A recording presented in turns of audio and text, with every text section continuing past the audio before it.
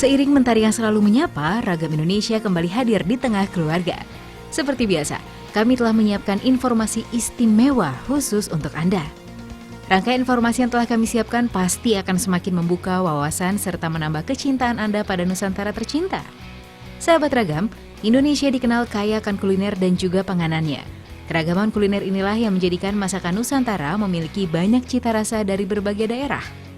Ini tak terlepas dari bahan yang digunakan dari alam seperti sayuran. Karena memang alam Indonesia kaya akan sayur yang dapat diolah berbagai macam kuliner. Nah, kali ini kami akan menghadirkan beragam kuliner yang menggunakan bahan sayur untuk kemudian diolah menjadi hidangan khas dari berbagai tempat di Nusantara. Ada apa saja? Mari simak informasi selengkapnya.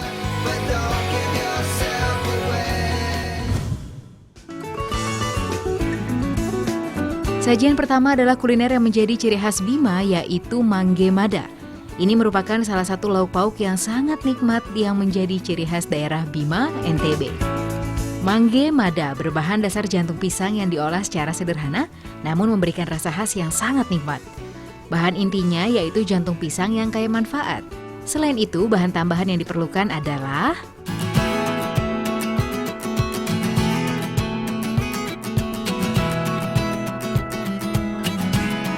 pertama, goreng semua bumbu seperti bawang putih, bawang merah, cabai merah, dan cabai rawit. Kemudian goreng udang hingga matang lalu tiriskan. Di sini udang digunakan sebagai lauk pelengkap untuk membuat mangge mada dan bisa diganti sesuai dengan selera Anda. Selanjutnya haluskan bumbu dan bahan yang diperlukan seperti udang yang telah digoreng, kelapa yang telah disangrai, serta bawang dan juga cabainya yang dihaluskan. Setelah masing-masing bumbu halus, semuanya akan disatukan dan menjadi bumbu untuk mangge madanya. Kini kita siapkan jantung pisangnya. Suwir-suwir jantung pisang yang sudah direbus hingga menjadi suiran kecil, kemudian cuci kembali dalam air. Setelah bersih, masukkan semua bumbu yang telah dicampur ke dalam jantung pisang, lalu tambahkan santan dan aduk hingga rata. Untuk mempercantik, beri taburan bawang goreng dan juga beberapa hiasan agar tampilan mangge mada semakin menggugah selera. Nah, kini mangge mada siap untuk disantap. Sahabat Ragam, jantung pisang mengandung karbohidrat, protein, lemak, mineral, terutama fosfor, kalsium, dan zat besi. Ada juga vitamin seperti beta-karotin, vitamin B1 dan C, dan juga mengandung serat yang cukup tinggi. Mangge mada biasa disajikan saat kumpul keluarga dengan tambahan menu lainnya, seperti ikan bakar atau sambal khas Bima. Mangge mada memiliki cita rasa pedas dan gurih. Dijamin Anda pasti ketagihan. Yummy!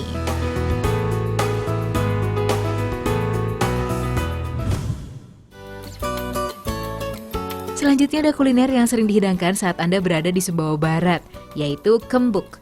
Ya, kuliner yang satu ini menggunakan bahan dasar pare dan juga ikan gabus. Ikan ini sangat mudah didapatkan di daerah sini. Bahan yang dibutuhkan untuk membuat kembuk antara lain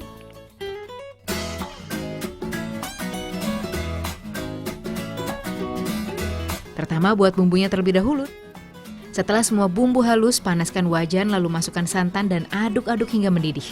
Setelah itu masukkan bumbu yang telah dihaluskan, aduk hingga merata. Sambil menunggu matang, siapkan pare dan buang isinya. Lalu ikan gabus yang telah digoreng diambil dagingnya saja dan campur dengan bumbu dan kelapa parut untuk ditumbuk. Setelah ikan gabus ditumbuk dan menjadi padat, masukkan campuran daging ikan gabus dan bumbu ke dalam pare hingga penuh. Kemudian kukus pare hingga matang. Masukkan kembuk ke dalam kuah santan, aduk sebentar hingga matang. Kembuk siap untuk dihidangkan. Tampilan yang menawan dari hijaunya pare ditambah dengan kuah kental yang ada, membuat kuliner satu ini akan menggugah nafsu makan Anda. Pare yang kita kenal memiliki antioksidan yang tinggi, sangat bagus untuk kulit kita. Dipadukan dengan tingginya protein yang hadir dari ikan gabus yang telah dimasukkan ke dalam pare. Sungguh kuliner yang bermanfaat bagi tubuh. Sahabat Ragam, jangan takut akan pahitnya rasa pare, karena setelah melalui proses pematangan, rasa pahit pada pare tidak akan terasa. Rasanya pun benar-benar lezat. Sangat pas jika kembuk disantap bersama keluarga saat santap siang Anda. Benar-benar menggugah selera.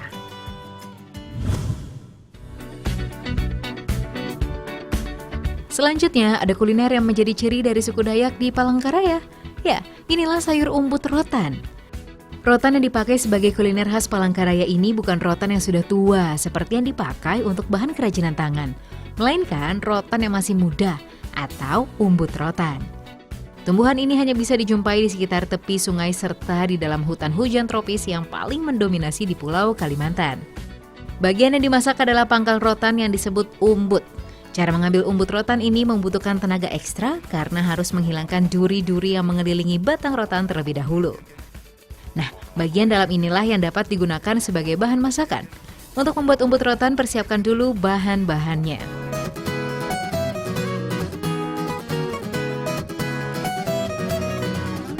Pertama, haluskan semua bumbu lalu tumis hingga harum.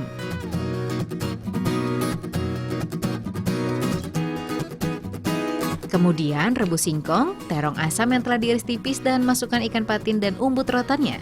Terakhir, masukkan tumisan bumbu dan aduk hingga matang merata.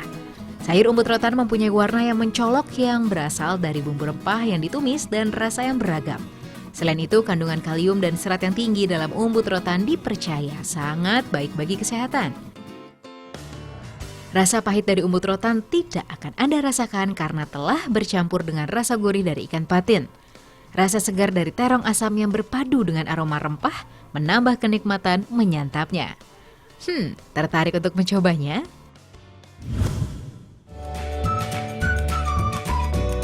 Setelah mengulas tentang berbagai jenis sayur khas yang dimiliki Nusantara, kini kita akan melihat fauna yang berasal dari bumi lancang kuning, Riau. Sebagai provinsi yang terletak di Pulau Sumatera, Riau memiliki sungai dan ekosistem alam yang merupakan tempat hidup dari beragam jenis satwa. Nah, langsung saja kita simak satwa apa saja yang menjadi ciri khas bumi lancang kuning Riau ini.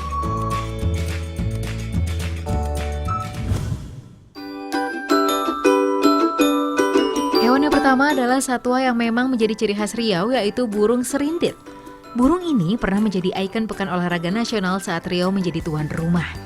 Serindit adalah burung dalam genus burung paruh bengkok atau Loriculus. Burung-burung ini berukuran kecil. Fauna yang satu ini tersebar di hutan tropis di Asia Tenggara, mulai dari Thailand, Malaysia, hingga Indonesia bagian barat. Meski mirip dengan parkit, namun serindit berasal dari jenis yang berbeda. Serindit termasuk jenis burung paruh bengkok yang mungil, karena serindit hanya memiliki panjang 12 cm untuk burung dewasa. Habitatnya berada di hutan primer seperti hutan dekat perkebunan atau di area hutan bakau. Burung serindit merupakan burung yang cantik, memiliki warna bulu berwarna hijau dengan ekor yang pendek. Ditambah kicauannya yang unik dan lantang, membuat burung ini disukai oleh kalangan masyarakat awam. Umumnya burung serindit ini memakan biji-bijian dan buah-buahan, bahkan nasi pun dimakan oleh serindit. Satu yang satu ini hidup secara berkelompok dan hanya memiliki satu pasangan saja selama hidupnya. Burung serindit memiliki ciri-ciri dasar yang sangat mudah diamati jika ingin mengetahui apakah burung serindit jantan atau betina. Serindit jantan biasanya memiliki bulu berwarna biru di atas kepala dan memiliki warna merah di leher. Tapi untuk serindit yang masih muda, meski serindit jantan kadang tidak memiliki tanda biru di kepala dan tanda merah di leher. Sahabat ragam, kecantikan dan keunikan burung serindit ini membuat banyak yang menjadikannya sebagai peliharaan yang menarik. Nah, sahabat ragam tertarik untuk memeliharanya?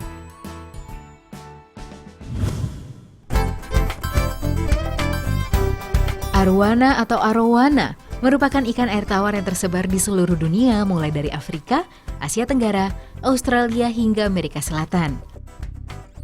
Studi genetik menunjukkan bahwa arowana merupakan hewan purba berdasarkan hasil temuan fosil, bahwa ikan ini setidaknya telah hidup di bumi sejak 220 juta tahun yang lalu. Di Provinsi Riau, arowana banyak ditemui di Sungai Kampar yang membelah Riau. Yang menjadi istimewa dari arowana yaitu memiliki karakter fisik yang unik. Ikan arowana asli Indonesia yang lainnya adalah arowana emas ekor merah atau sering disebut golden red tail arowana. Ikan ini berasal dari perairan di Sumatera, lebih tepatnya di wilayah Pekanbaru. Kepala umumnya bertulang kokoh dengan tubuh memanjang, berselubung sisik besar, dan saling bertumpuk membentuk suatu mozaik yang indah.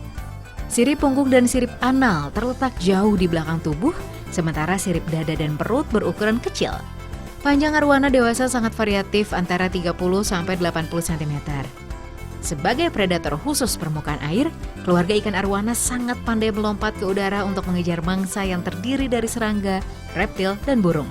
Arowana juga memiliki kemampuan yang baik dalam memperhitungkan posisi mangsa yang terletak di atas permukaan air. Sebagai predator yang lincah di dalam air, perilaku pembiakan arowana juga tergolong unik. Sebagai orang tua, induk arowana tergolong ikan yang bertanggung jawab terhadap anak-anaknya. Saat musim kawin tiba, telur yang telah dibuahi akan dijaga oleh kedua induk hingga menetas.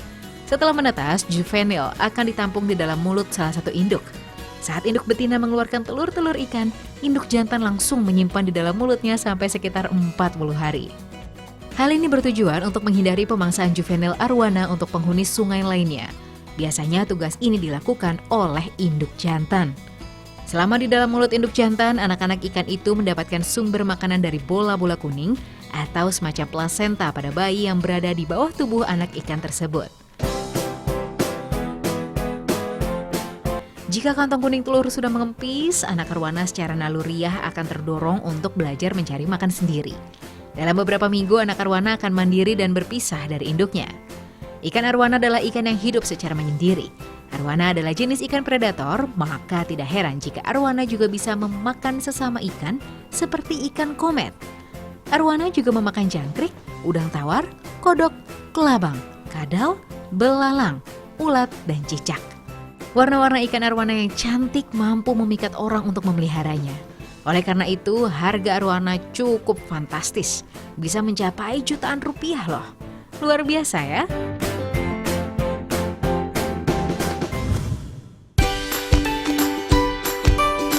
Hewan yang satu ini merupakan maskot dari Provinsi Riau. Inilah ikan selais. Maskot ini akan Anda temui saat berada di ibu kota provinsi yaitu Pekanbaru. Tepatnya di depan kantor Wali Kota Pekanbaru, Jalan Jenderal Sudirman. Ikan ini diberi nama tugu ikan selais 3 sepadan. Cryptopterus laisi atau biasa dikenal dengan nama ikan lais adalah salah satu fauna khas Provinsi Riau. Ikan yang berbentuk pipih memanjang dengan bentuk kepala menyerupai kerucut ini memiliki 2 kumis panjang serta tidak bersisik. Biasanya ikan selais ini memakan spesies ikan lainnya dengan ukuran yang jauh lebih kecil. Ikan selais biasa hidup di air tawar. Beberapa sungai seperti Sungai Kampar, Sungai Kuantan, Sungai Rokan, Sungai Indragiri, serta Sungai Segati menjadi habitat dari ikan selais. Selain sungai, ikan selais juga mampu hidup di danau dengan suhu air antara 24 hingga 26 derajat Celcius. Data Fishbase menyebutkan, Indonesia berada di urutan ketiga sebagai negara yang memiliki spesies ikan air tawar terbanyak di dunia setelah Brazil dan Cina. Seperti halnya ikan budidaya lain, ikan selais juga memiliki nilai ekonomis yang sangat tinggi. Uniknya di Provinsi Riau sendiri, ikan selais lebih populer sebagai wisata kuliner. Jika tidak untuk dimasak, sebagian penduduk juga memilih untuk dipelihara dalam akuarium. Bentuk yang menarik memberikan kepuasan tersendiri bagi para penggemar ikan akuarium untuk memeliharanya. Hanya saja, jumlah pemeliharaan ikan selais di akuarium masih kalah dibanding dengan jumlah mereka yang mengolahnya menjadi kuliner. Jumlah ikan selais yang semakin lama semakin berkurang, membuat para nelayan berinisiatif melakukan pemeliharaan ikan ini dengan cara membudidayakannya. Dari hasil tangkapan, mereka memilih bibit yang dianggap potensial untuk dipelihara dalam tambak yang mereka buat sendiri. Selain berperan dalam menjamin ketersediaan suplai ikan selais bagi konsumen, juga dapat menjaga keberadaan salah satu spesies kebanggaan Provinsi Riau.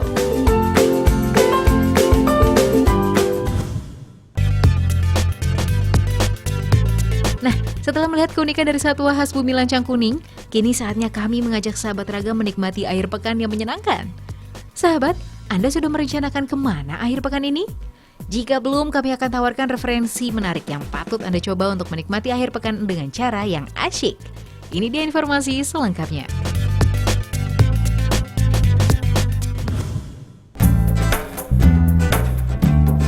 Kalau aktivitas yang satu ini memang memerlukan keterampilan khusus, terutama keseimbangan badan.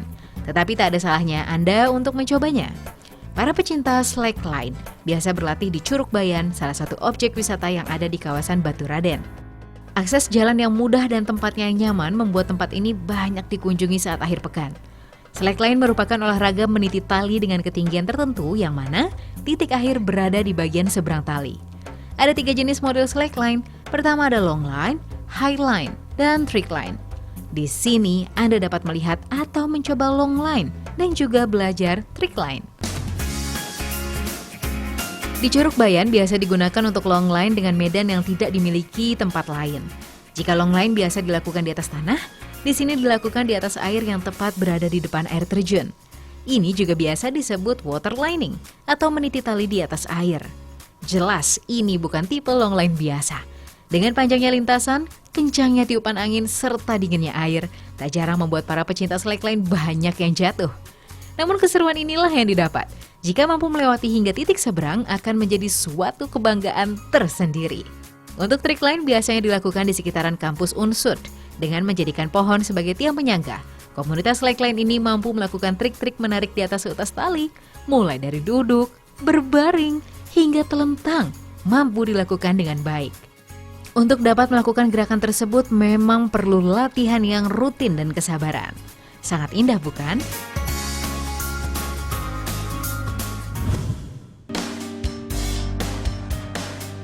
Sahabat, aktivitas yang satu ini termasuk kegiatan yang baru dan sedang digemari di kawasan Malang, Jawa Timur.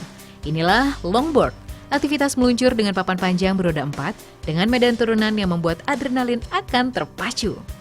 Longboard merupakan hasil kombinasi olahraga surfing dan skateboarding yang dipadu jadi satu. Ukuran papannya sekitar 90-150 cm dan untuk ukuran rodanya sekitar 68-85 mm. Selain itu, arena bermain longboard sangat berbeda dengan skateboard.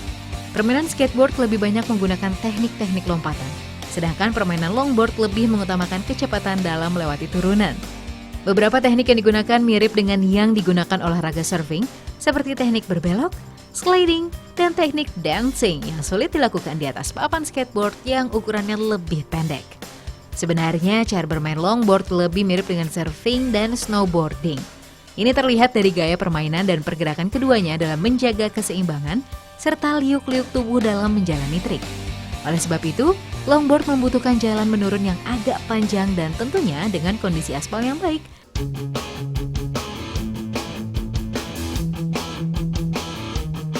Untuk para penyuka longboard, banyak trik-trik yang bisa dimainkan, seperti slide atau meluncur sendiri dengan membungkukkan badan atau posisi badan yang agak menjorok ke depan, membuat laju papan ini semakin kencang. Lalu ada switch yang berguna selain untuk mengerem juga untuk mengendalikan papan longboard untuk melakukan manuver. Serta dancing yang biasa dimainkan oleh wanita karena menari di atas papan akan lebih terlihat menarik sebab dia akan menari sambil memainkan papan longboard ke sana kemari. Jika sahabat ragam tertarik untuk bermain longboard, sangat dianjurkan untuk memakai perlengkapan keamanan layaknya bermain skateboard.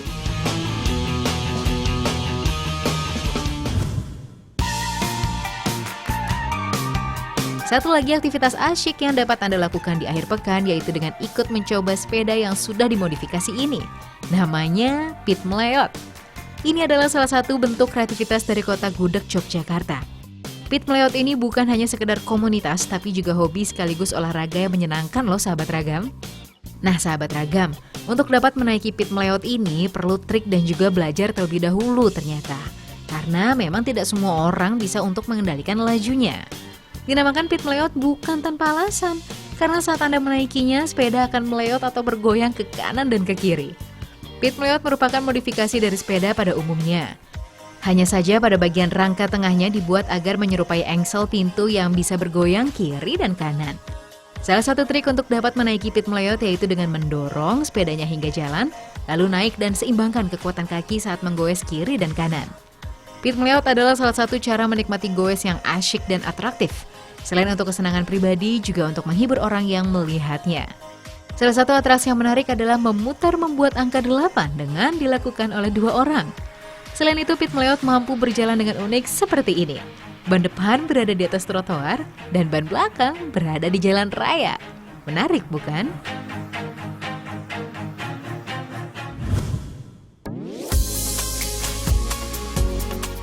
Sahabat ragam jangan kemana-mana ya, karena setelah ini masih ada yang menarik untuk Anda saksikan.